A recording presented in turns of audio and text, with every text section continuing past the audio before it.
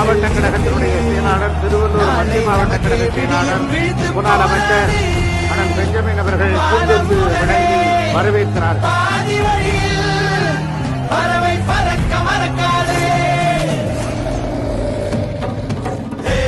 எண்ணத்தில் ஊரு திட்டமிட்டு கவலி வாரா கைய தட்டு பம்பர போல சுத்திக்கிட்டு வர இசை அடித்து நீ பாட்டுக்கட்டு இத்தனை நாளா கூட்டுக்குள்ள இனிமே வாரா நாட்டுக்குள்ள எதிரி கூட்டம் ஆடி போச்சு உறுதியில் நெருப்பு தான் கூடி போச்சு.